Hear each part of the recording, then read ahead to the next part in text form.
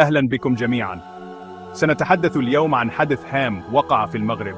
في مساء يوم 10 فبراير 2025 ضرب زلزال بقوة 5.7 درجة بالقرب من مدينة القصر الكبير.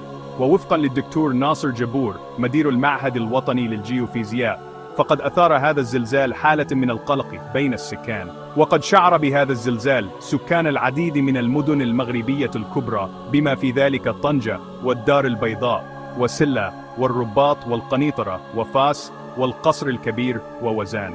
وتسبب هذا بالطبع في حالة من الهلع بين الناس. ومما يثير القلق أكثر هو أن المغرب قد شهد قبل بضعة أيام فقط، وتحديدا في 6 من فبراير، زلزالا أقوى بكثير بلغت قوته 7 درجات بالقرب من مدينة أكادير.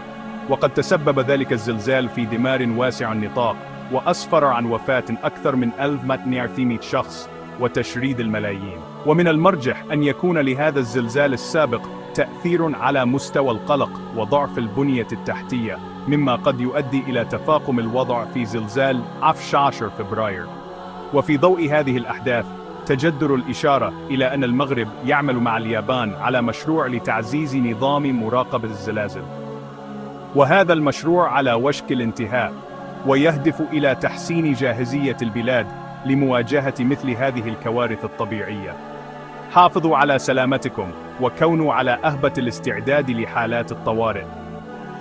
إذا كنتم في المغرب أو لديكم أحباء هناك، تأكدوا من الاطمئنان عليهم واتباع إرشادات السلامة المحلية. نشكركم على المشاهدة، ولا تنسوا الإعجاب بالفيديو والاشتراك في القناة وتفعيل جرس التنبيهات ليصلكم كل جديد.